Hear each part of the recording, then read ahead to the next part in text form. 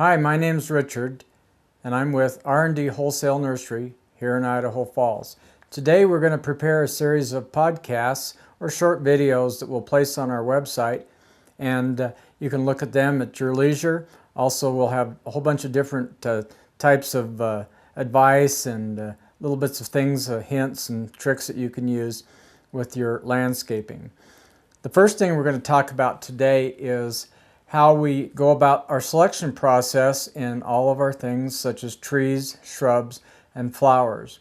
One thing that's important to remember in our climate here, and we are in Zone 4 according to the U.S. Department of Agriculture, many people think that perhaps we're in a kind of a Zone 4 or 5, but really in truth we're in Zone 4, -20 below zero during the winter. And even though it doesn't always get that cold and we sometimes have a little bit warmer weather during the winter, we still look on ourselves as Zone 4. So when you're looking to select things, trees or shrubs or perennial flowers or some of your landscape things, be sure to look at that zone. Now we do have a few items that through experience we have learned will grow in our area. Some Zone 5 things, and we'll talk about those as we go along. The first thing we want to talk about in this very first podcast is soil condition. In our area, our soil is very alkalinic. Up on the foothills, in fact, it's perhaps even as high as 8.5 pH. And down here in the valley and around, it's usually around 8. That's pretty alkalinic for most of the plants that we like to grow in our area, and certainly for fruits or berries or anything like that. And the flowers sometimes even would rather have a little bit more acidic soil. So there's a couple of things that you can do to help acidify your soil, also to just help it with its water retention, with just the quality of the soil. We have everything from just light dirt around to very rocky soil, and we have some areas, especially out in Ammon, that have a lot of clay. You can choose a variety of different kinds of compost and soil amendments. Perhaps the most popular one is Soil Pep, which is a composted bark product.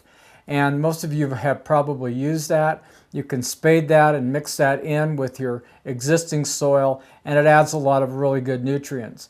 If your soil has been depleted of nutrients, you might want to add a few other things such as peat moss, which helps with the acidification, or even just some manure.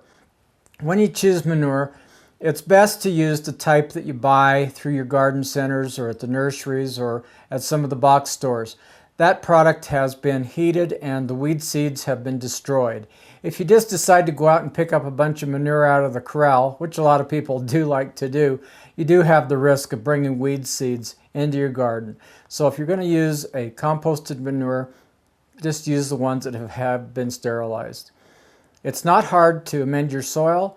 You can just spread the compost on the top and then spade it in or rototill it in to give it a nice texture and a nice appearance. It also is good to take out the rocks if you can, although I know in some areas in the town we have a lot of rocks and it's difficult to get them all out. But whatever you can do will help improve the conditions in the growing area around where you might plant your plants, or even new or old landscaping. Sometimes it's good to go in there and amend the soil.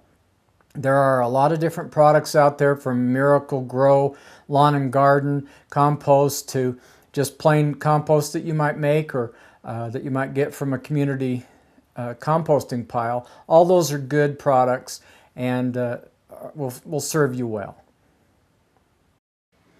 We thank you for watching these podcasts. We hope that some of the information that we've given to you on each of these different items has been useful for you, and that you can use it in your own plantings and in your own landscape applications. Each of us here, myself, Richard, Barry, or David, are always available. Either come in or call us on the phone, and we'll give you all the help we can. Again, thank you for watching these podcasts, and hope you have a nice day.